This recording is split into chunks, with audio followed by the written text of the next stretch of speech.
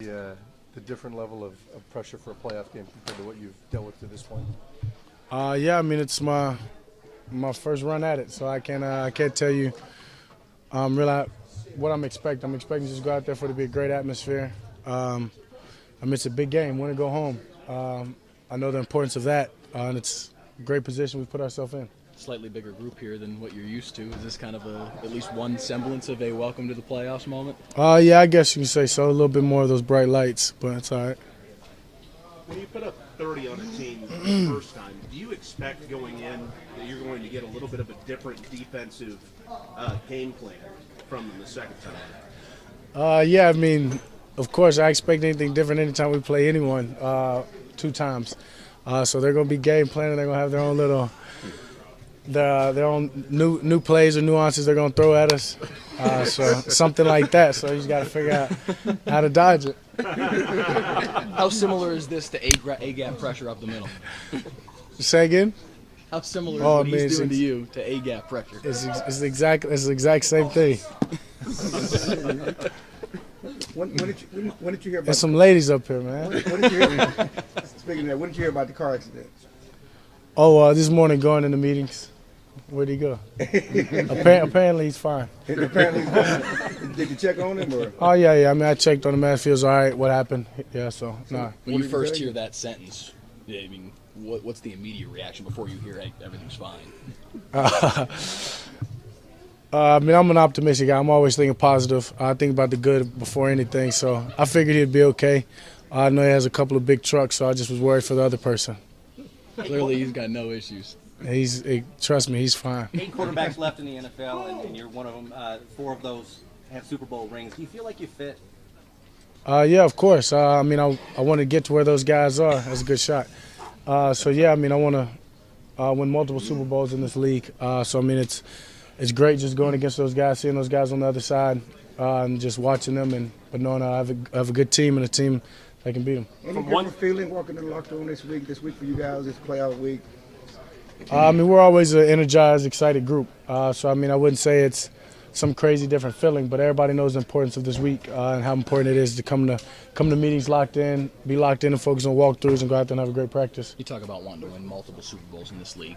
Have any of the veterans talk to you about, just to get one champion, how fleeting these moments can be? I mean, I can't necessarily say we've talked about it, but I mean, I read that McFadden's this is his first trip into the playoffs, and I mean, then you've got guys that has been around for a while and hadn't won many games in the playoffs or hadn't got chances to go. So, I mean, it's hard. Ray Lewis came and shared his story not too long ago, and for him to talk about his 2 chances, he had to go and win it, and how long the time was in between that and how tough it was. I mean, it's nothing given in this league. From one quarterback to another, can you appreciate Aaron Rodgers' run the last few games? Yeah, of course. I mean, he's locked in. You kind of get in those zones, you get focused, and you're able to do that. He's playing at a high level right now.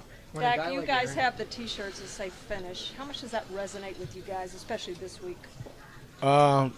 It's kind of the mantra of this team, and it's been all year long. Finish everything we do. Finish drills at practice. Finish the games at the end of finish plays at the end of the game, and finish the game. And then right now it's about finishing the season the right way. 16 games down. I mean, do you feel like a rookie anymore? I can't really say I've ever just truly put in my head that I'm a rookie, that I can't do something, or that stigma on myself. So I'm excited and ready to go. You made some comments the other day about being a biracial quarterback and how that's helped you in the locker room. Can you expand on that a bit? Yeah, I mean, I got the best of both worlds. I'm able to relate to both sides, and I mean, it's really just very, very fortunate. Not the first time that we've seen you and Zeke goofing on each other in a press conference type situation like this. How important is it, with how high the stakes are, with how high the pressure is, to kind of keep things jovial and like normal? I mean, it's great just to make sure. I mean, we're staying the same. We're not changing anything, and we're not putting too much pressure on ourselves or on this team or the situation. We continue being the same guys we've been all year. When it's time to lock in, trust me, we'll be ready. When a guy like Aaron is playing the way he is, does that put any added pressure on the offense to capitalize on every possession? No, not at all. I mean, I said it last week. I think just going on this run is going to be important for us to stick together. I have all the confidence in our defense that they'll go out there and make plays and give us a chance to win this game. Along the same lines with the formula that you guys have created, do you think it sets up really well for this sort of situation? What do you mean? The offensive formula, the way you guys go about controlling the ball, dictating the clock and everything. Yeah, I mean, we just got to go out there and just be ourselves, do what we've done all year long. Run the ball well, pass the ball well. When it comes together, we're a tough team. Back yesterday, we asked a lot of defensive guys what's changed from the Packers in the first half. From your perspective, what's changed about the Packers defense when you saw them not play? Do you see any notable differences now they're coming out? I can't really say that. I mean, I know the first time we played them, that was the first change, I guess, in their defensive backfield or whatever they're going through. So those guys are experienced. Those guys have had those extra reps and extra games under their belt. So they're going to be better, and we expect that. Dak, you've been able to borrow from experience in the past to kind of get you through a lot of different things. What can you look back in your past to borrow on to get ready for your first playoff game? Yeah, good to see you. But I mean, just continue to just be who I am. Trust everything the coaches are giving me. Trust my teammates. Trust my preparation. Just go out there and just play the game as I would. Yeah, given that you haven't been in the playoffs before, is there a benefit to at least playing an opponent that you played earlier in the year as a quarterback? Yeah, I mean, it's a benefit anytime, if it's a regular season or if it's postseason or whatever it is. So, I mean, I know we kind of know what to expect. We know what they're going to do for the most part. They'll probably throw some new things in. But like I've always said, it's about us just executing our game plan and sticking together as a team. Hey, Dak, when's the last time you got nervous before a football game? I mean, I don't know. That's a good question. I'm sure sometime in college or another. But to me, it's all about being prepared. I mean, in a way, you get nerves. I mean, nerves hit you. I mean, I don't, if you're not human if they don't hit you, but it's a difference between being nervous and having good nerves to go out there and play. But it's been a while since I've been truly just nervous. When you look back on that first game in Green Bay and that drive at the end of the first half, the 97-yard drive that kind of changed the complexion of the game, when you look back on that, not that you're in a reflective mood, but when you look back, how significant was that for you and for the team at that time? Because that's a difficult thing to do in that sort of environment. I mean, yeah, it was huge. It gave us momentum going in the half. I think it extended the lead we had or something like that. So, I mean, that was crucial. It was one of those situations where you're just trying to get away from your own end zone, and Lucky hits a big play, and we're able to get some momentum going and go score. I mean, that was big. That changed that game. So no nerves in the third play in Seattle in preseason at all? Nah, I mean, I knew the play coach called, went in there and went through my reads. I mean, you get too nervous, your mind's on other things other than what you're prepared to do. No nerves in the first preseason game? No, I was excited. No nerves in season opener? Excited. Excited. And that's how you're going to approach this one the same way? Yeah, nerves of excitement, definitely. He's not married, right? So no nerves. He's not married. No. That can make you nervous. No, women don't make me nervous. What made you nervous in a college game if this isn't making you nervous? I mean, I was just kind of just saying that just to throw an answer out there. It's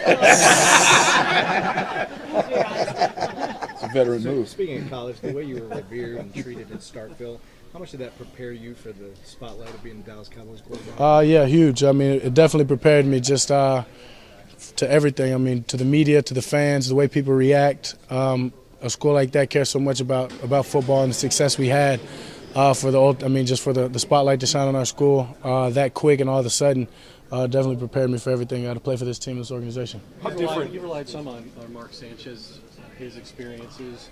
He's played in a championship game before as a rookie. How has he tried what message has he sent to you? He's been the same. I think that's the importance of going into this week. He's been the same as he's been all year long of just helping me prepare, not really putting too much pressure or adding any extra notoriety on this game or anything. I mean, it's a game. We've played this team before. It's a lot of importance that go into it, but it's about us just being ourselves. How different could the guys like Wade Wilson, Scott, and then Tony, Mark, and killing it on you throughout this season? One more time. What's the influence that the guys around? Oh yeah. Scott, Wade, three guys in your row. I mean, they're the reason I'm prepared for every game. I mean, all the credit goes to each and every one of them of the little different things they bring to me, little nuances they get from the defense or to add in the game plan that just helps me out. Having all those quarterbacks around me, great quarterbacks, great men, it's the reason for my preparation in each game. How different can the game plan be with the Packers in the first game to now with the presence of Des Bryant this time? What did he say? He said, how long were you One more time. With having Des this go-around against the Packers, how different can the game, your offensive game plan be? I mean, I think it stays the same within just being ourselves. Just staying focused, staying locked in, executing what the coaches give us, and just having fun out there. You guys ever talk about the catch, no catch a couple years ago? Nah, it's irrelevant. Doesn't have anything to do with this team or this season. But what do you remember as a fan from that game? Obviously, you were a fan of the team. I think I was busy, so I actually wasn't watching, unfortunately. So, yep.